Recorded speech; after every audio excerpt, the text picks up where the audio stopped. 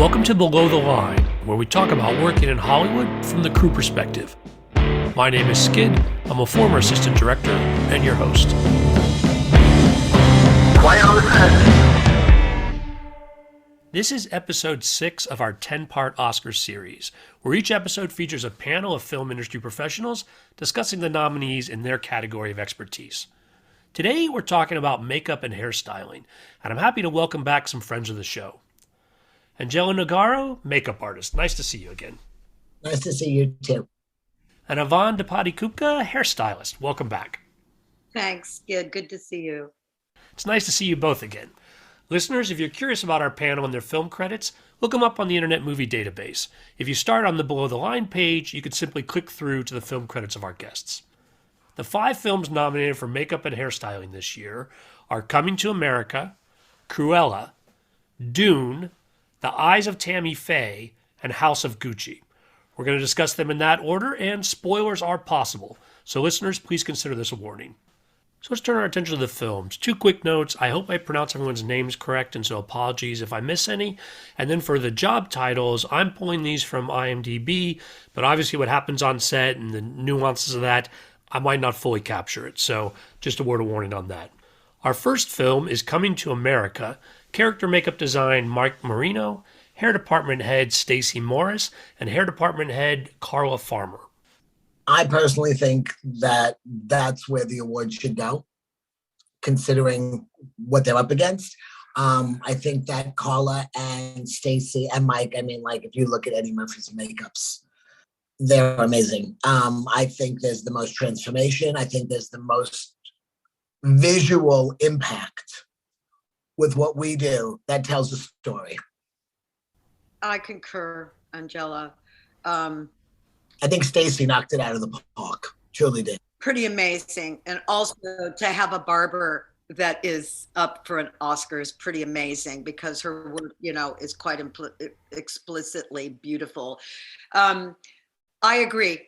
On the stuff we've got up this year, movies we have up this year, I believe that Coming to America legitimately is the one that's really a contender for the work, which is what it should be about, not just about publicity and publicists and the money machine that pushes things along the way.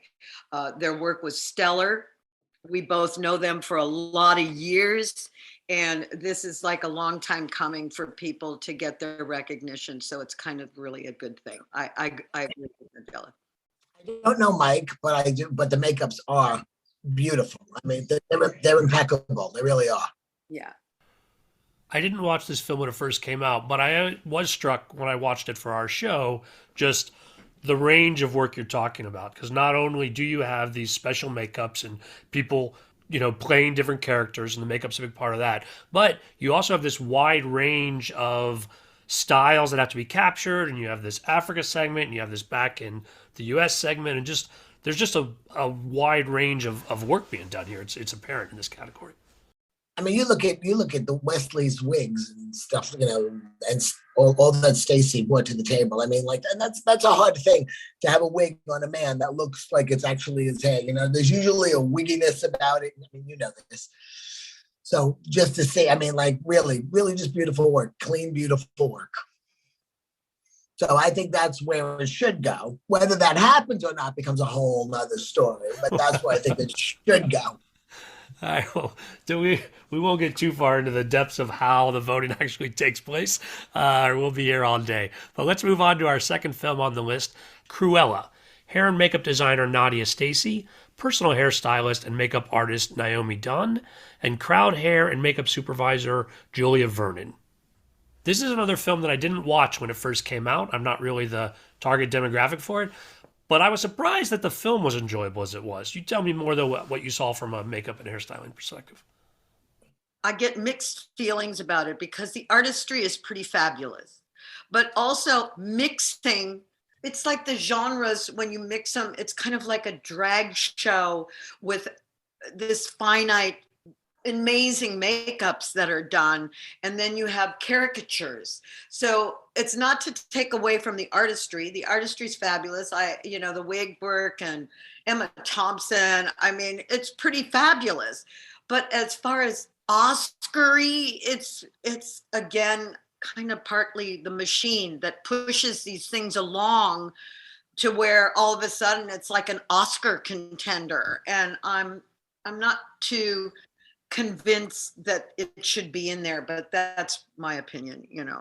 I have a different take on this. Mm-hmm. So, because in my world, and you know this, so your world is hair and wigs. My world is makeup and then prosthetics.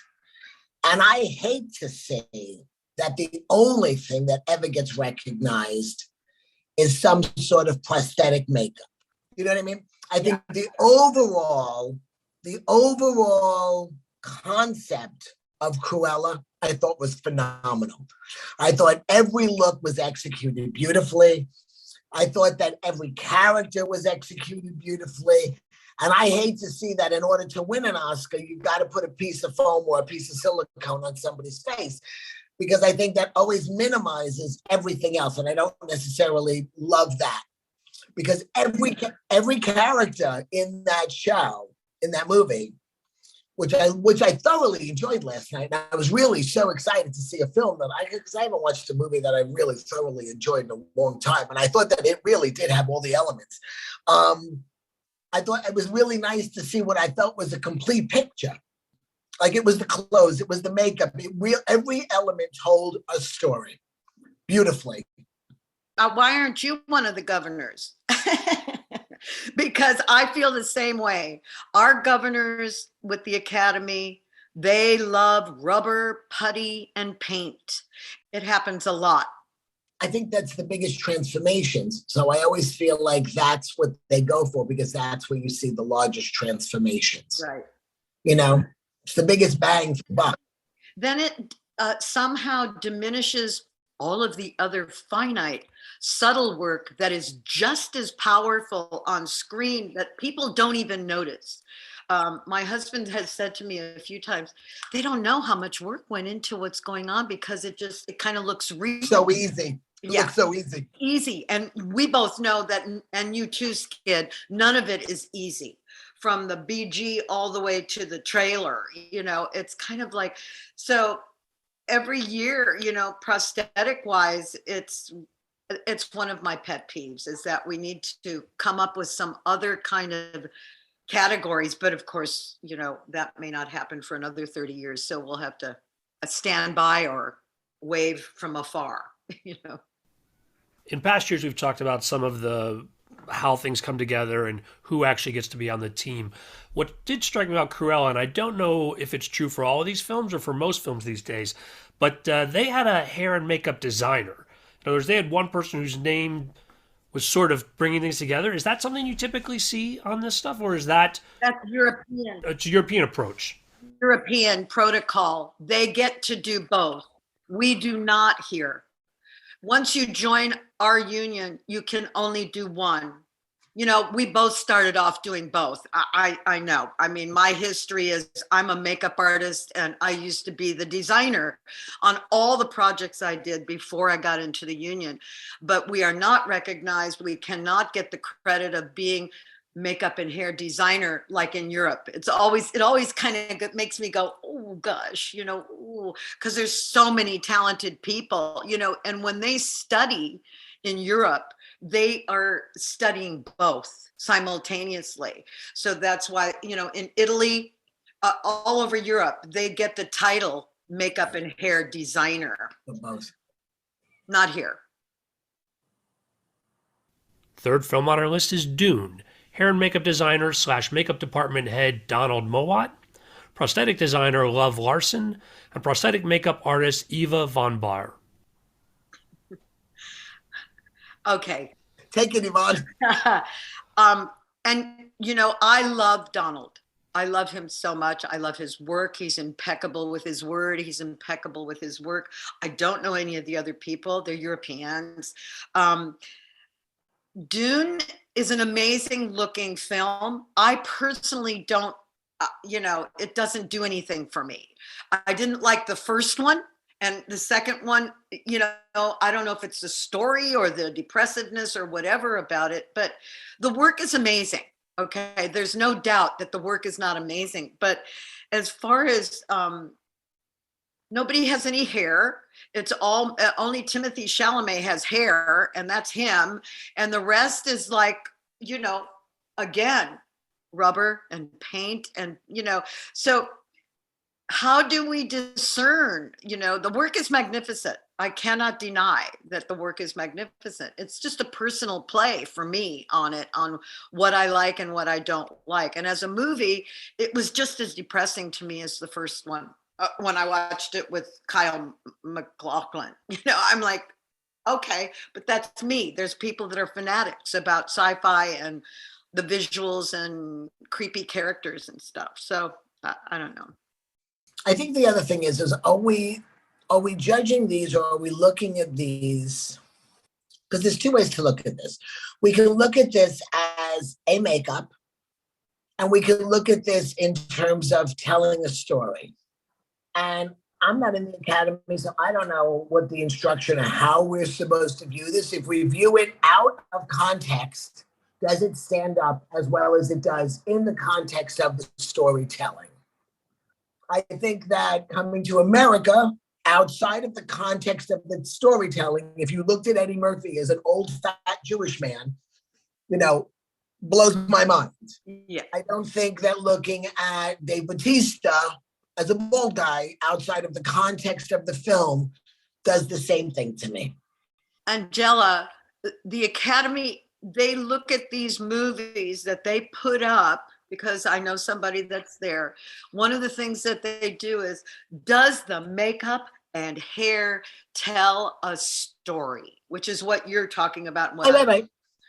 Exactly what you're talking about, where standing alone, there is a story told with the makeup and hair on Coming to America. Right. And, the costumes are magnificent in Dune, all of that. But I feel the same way. Well, that's why when you have to start weighing one against the other, then it's like, okay, well, this, because Dune is a much more impressive movie than Coming to America.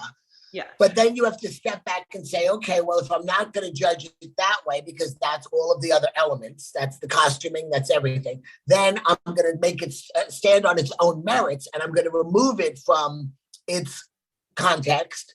And now I'm going to look individually at these makeups, what actually stands, what rates higher. If that makes sense. I think that makes sense. I think it makes sense. Right. Now, when we are talking about, you compared it to Eddie Murphy as the makeup work done in Coming to America, but you do have that work with Stellan Skarsgård transforming him into the Baron, that he's almost unrecognizable with that. Now, again, you think that that's probably overemphasized. Do you think that's the sort of work that might have carried this over into one of the final five? Oh, no, most definitely. Like I said, but now when you get up to the final five, and now you're weighing apples and oranges, and you have to figure it out. Well, maybe you have to peel the orange and taste the apple, and you know what I mean? Because otherwise, it's going to be about the impressiveness of the movie, and then the movie, there's too many elements. So how do you actually figure out the makeup and the hair? You pull each individual out. Now you start to just examine it on its own, away from the movie. Personally, that's, Speaking of the elements, it looks like dust and wind and other environmental factors could have complicated the actual filming of Dune. Talk to me more about those shooting challenges from a makeup and hair perspective. Being in production, there's always challenges and elements that we have to deal with. I have said for the longest time, I don't want to do the Hateful Eight and be in the snow every single day, digging myself out of big holes and stuff. I have been there. Call of the Wild and also Planet of the Apes were elements that were very, very, very difficult to maneuver and keep everything going with wind machines and craziness and dirt and all of that. So those are the challenges that we do face as makeup and hair people, being out there trying to maintain and clean them up and do this and then blow stuff all over them all over again and then clean them up and do it again. So it must have been a challenging shoot, but knowing Donald, he's just always so gracious, and so are all of us. I mean, we give incredible performances every day that we're fine.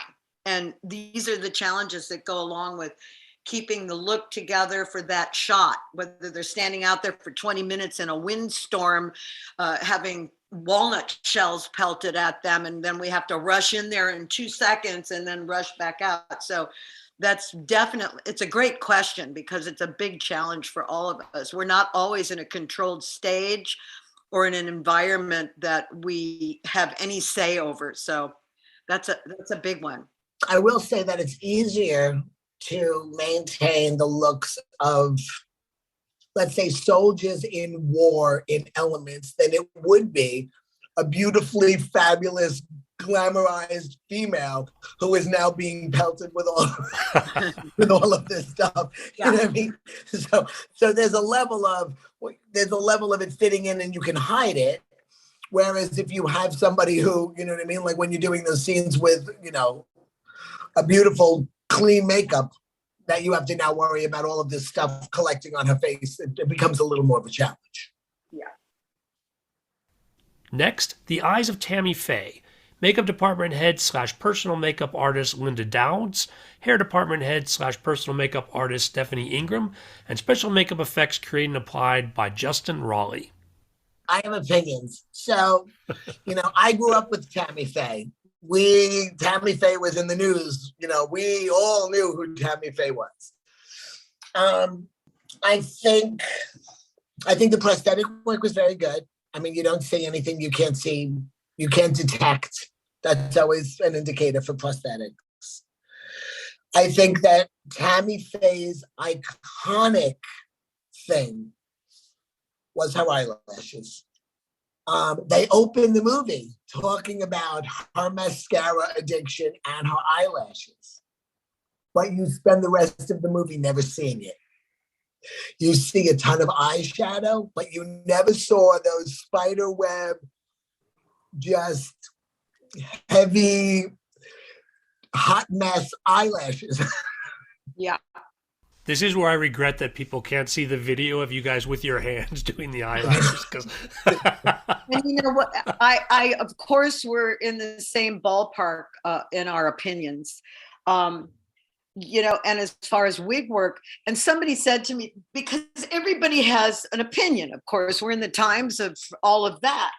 But as a hair artist that works closely with makeup artists, her makeup, and yes, Tammy Faye had moments where she was a mess, but some of the choices that were made in the film were very challenging for me because it even distracted from her performance. This metallic, whatever they did. Right, that looked like two stripes. Yeah, I remember Tammy Faye. It was about the lashes. It was about the hairdos, but mostly about her face and the lashes. So when we border, the prosthetic work was amazing. Somebody said to me, well, Tammy Faye, her hair always looked bad. And I'm like, no, there was a specific thing. So if I see something that is, it's hard for me, wiggy or not processed, we all know the wiggy look and it bothers me. So if I'm looking at a picture, I wish it wasn't so, but if I'm looking at a picture of film and it just goes whoosh, right in my face, that's wig is not, it's like they should, whatever. And where are the eyelashes? That was my first thing, because sometimes she wore 2 pairs of lashes, and I relate because 100 years ago when I was a child, I wore 2 pairs of eyelashes back in the day, but hers were the spidery ones. They were so predominantly Tammy Faye. So I questioned some of the choices. I think, and we're not talking about performances, we're talking about makeup and hair, but I think some of these performances were kind of brilliant that people did, but we're talking about makeup and hair. And for me, that I'm like, okay, Oscar worthy. I'm not quite sure about that for me, but I'm not a governor and I'm not on the panel, so I don't get to make that choice. I just get to talk about it with you guys. I think that the choice to include it was with Justin's work and the transformation with the prosthetics into the the cheekier Yeah. and that work was beautiful. It was and I mean I don't want to speak against another artist, but I didn't find the makeup that went on top to really portray who I saw all the time in the news growing up. It didn't ring true to me.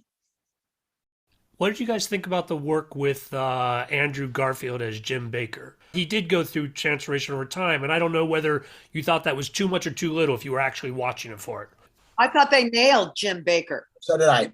And Andrew is like one of our brilliant actors of our time right now. To see his performance was amazing. And he didn't have a lot of prosthetics. They didn't do a huge amount of prosthetics or any changes on him, except when he possibly got older, because he nailed it also in his performance, and the hair and the shape of his face sold his Jim Baker. So yeah, I thought that he was great. I thought he was great. Besides the two of those, there really wasn't much going on in that movie in terms of makeup. It was literally about Jessica Chastain, and that was it. Yeah. D'Onofrio he was just D'Onofrio. I mean, playing Jerry. So they didn't do any prosthetic changes on him at all. Well, the fifth film on our list is House of Gucci. Prosthetics designer Göran Lundstrom, wig maker and hairstylist Anna Corinne Locke, and hairstyle artist Frederick Aspiris. Should I take this one? Only because I'm Italian, they should have been shot. That's my paisan. So last night watching this, I'm literally texting a girlfriend of mine saying, why does Al Pacino have a New York Jew accent? What is happening right now? Okay, so back to our topic. I was blown away this morning to find out that was Jared Leto. That I did not know. So in terms of makeup, they did an amazing job. He looked amazing. They did an amazing transformation on him. I couldn't suffer through the movie. I thought the movie was absolutely dreadful. So it was a little hard. That's why I didn't stick around for the credits to find out that was Jared Leto. But it was the Italian Showgirls. Oh my! It wasn't even Italian. She had a Russian accent. Adam Driver. I don't even understand what that was supposed to be. Anyway, but I did think that Jared's makeup was fabulous. Phenomenal. And you couldn't tell. Like I said, I had literally at one point, I was like, I don't know who this actor is. He's completely over the top. I can't even take watching him. And that made me feel better when I found out that it was Jared Leto, because I was like, oh, this is the reason that I'm watching him, is because he's in full makeup, but I didn't know. Yeah.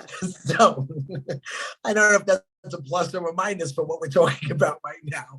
But I did think that his makeup was fabulous. He was unrecognizable to me. You couldn't spot that it was prosthetics. The job was beautiful, but I don't know. It's this beautiful thing stuck in a train wreck of a movie. So that's my feeling on that.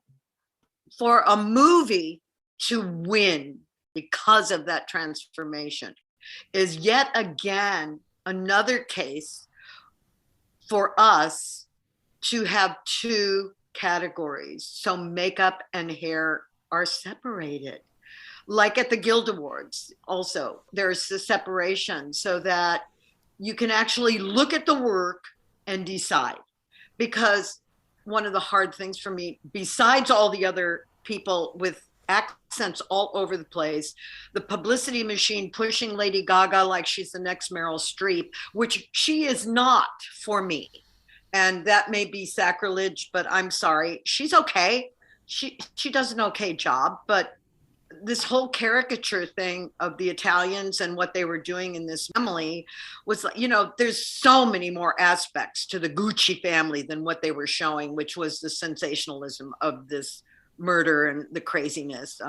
We all know, you know, but Jared Leto, who is possibly one of the most beautiful men to look at in person, to see him, the transformation is unbelievable. But to see that now the whole movie group of people riding on the machine will take home an Oscar if he wins for that transformation. It's like unconscionable to me. It's like, it's palpable. It bothers me that this happens, and it's happened before. The wigs were, you know, and I don't want to put anybody down, but this is what we're talking about. The wig work was not incredible. The accents were like, oh my gosh, you know, this is the same guy for a long time, Al and Adam and Gaga. It was just like, so to laud it as this amazingly incredible, I don't see it. But, you know, of course, we're very opinionated, and, you know, we have our choices too on things that should have been in there for the work. And that's what I thought it's about. It should be about, but it's not really. Yeah. You know, it's like Harvey Weinstein invented the machine when, you know, a million years ago with Shakespeare in Love. And that's when this whole thing of just pushing,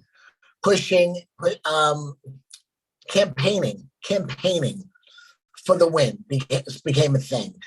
You know, and not that it, you know, in many ways it wasn't all of that beforehand, but that really sort of solidified it. And that's just where it's been. Every year it gets a little worse and a little worse. And I have to tell you, it's like after last year, and we've had these talks about who won and how it won and what was that all about. You know, I hate to say this, but you just sort of care a little less. Because you just sit there and you go, well, this isn't right. And it's sad because it's not.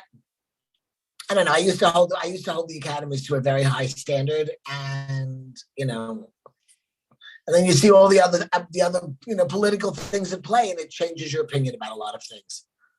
So I would love to see Stacey and Carla win this year because I truly believe that they deserve it.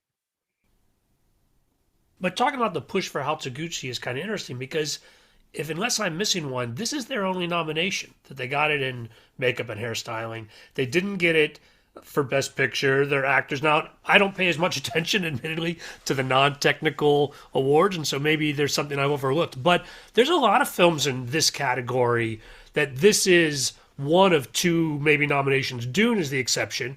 But it is interesting that these films are getting recognized here, but they did not pick up a lot of nominations. Maybe an actor nod here and there, but I remember hearing in the press how furious Lady Gaga was that she didn't get nominated. I mean, she shouldn't have been nominated for Star is Born, but whatever, you know, that's the machine again, because Hollywood loves, you know, it's the example of how they're not going to show makeup and hair or editing or whatever. It's the same stuff. We want to see the stars. At the Guild Awards, they film the stars that are coming in to present, but not the artists. You know, it's just the same thing. The machine loves to push the actors, and that's just the way it is. If they're going to put up that movie for Jared Leto's makeup, rightfully so, it was done beautifully. It was Brilliant. Beautifully. It was brilliant. But again, now you take that and you take this one singular makeup and you put that up against an Eddie Murphy that in one movie has 40 different looks, or you put that up against Dune that's got 9 different looks. You deserve to be there, but your competition is steep at that point because all you've got is that one look to carry you. Do you know what I mean? So again, considering what else was up, and I don't remember all 10. We get 10, right? I think we had 10. I know that your movie was one of them, Yvonne. And I think that the only person that had anything going on, and that was Nicole, right? In terms of makeup. She had prosthetic eyebrows, but the rest was every single person, including BG and all day players, had wigs on. And that's where us having a combined category doesn't work out, because that completely gets, all she had to wear eyebrow covers on, so that didn't make the cut. When you look at the hair work and all of that, and it should have been recognized. Yeah. But because it's still back to, we're in this category, which, by the way, up until a few years ago was totally controlled by makeup. And you're my makeup colleague who I adore. But I'm like, wait a minute, this is so not right to do this. And it's kind of like the age-old syndrome of, well, it's just the way it is. No, it isn't, because you're not looking at what's right there in your face. But that's how it is. This is the problem. You can't sell a period movie without hair. No. It's about silhouettes, and it's about profiles, and it's about hair. And very, very infrequently do you get close enough to see all of the people in the background and to see their eyeliner. So that's where makeup being, the only category doesn't work. Yeah. You know what I mean? Yes, I agree. So I don't know. I mean, we keep fighting for change for all of these things, and none of it's happening anyway. So now we're not even going to be televised, even though the only thing you see on screen is us. We'll see Beyonce and Jay-Z a lot. You guys alluded to Yvonne's film from last year, but we didn't name it. I wanted to say Be in the Ricardos, which was recently recognized, and sort of brings us into the conversation of what other films did not make the final list of 5, but are worthy of a shout out. Well, what about Cyrano being snubbed in every area? The work is great. There's so many times I'm like, what are you guys judging? What makes the cut? What doesn't make the cut? Cyrano did get nominated for costume. Well, yeah, right. But that's what I'm saying. There's it wasn't just the costumes. We paint a picture, all of us. And I've said this for years. You can have a beautiful 1940s gal dressed impeccably. Her makeup is gorgeous. She's just fabulous. Nails, everything impeccable. If the hair looks like crap, it doesn't happen. You can have somebody with this amazing Victorian hairdo, and if they've got a contemporary makeup, it's going to look horrible. I just don't understand how they make the choices and where they cut, because what understanding was, they look at the picture and does it all tell a story? Does it all go together? Blah, blah, blah. And, back to Gucci, it's a separate thing. It's the makeup and then the rest of it. That's a tough one for me. What are some of the other movies that were up with us? There was Being the Ricardos. There was... I don't remember what the whole list was. Do you have the list of the 10? I'll read through the list, and then you guys can talk about any that you want. Coming to America, which we talked about. Cruella, obviously. Cyrano, Dune, The Eyes of Tammy Faye, and House of Gucci. And the ones that are on this list: Nightmare Alley, No Time to Die, The Suicide Squad, and West Side Story. Well, West Side Story is beautiful. It's a Spielberg. It's a production. It's fabulous. But as far as going to the Oscars, I don't know about that. It's hard to beat the first one anyway. But there was another one, No Time to Die. It's like, maybe for stunt people and all of that, it's really worth that. That was the newest thing I just read today about Helen Mirren was talking about stunt people should be recognized and get an Oscar of their own. And it's like, yeah, but it's the same. It keeps circling back to the same kind of thing and issues at hand. I didn't see most of those other films. I did. No Time to Die is great. It's James Bond. It's great. But as far as Oscars and everything, there was nothing that's exotic to me. Well, as always, appreciate having you guys on the show and getting your opinions and your take on these films. Thanks so much. All right. Thank you, Skid. The pleasure was always. Yeah, it's always a pleasure. Listeners, that's a wrap. If you'd like to learn more about the podcast, please visit our website, belowtheline.biz. That's B-I-Z. It's easy to peruse past episodes, and you'll find links to all of our social media. That includes our page on IMDb, where, as I mentioned earlier, you can learn more about my guests. Thanks to Curtis Five for our music, John Vaughn for our logo, and all of you for sticking with us. Please rate us wherever you get your podcasts and tell your friends. Thanks again from Below the Line.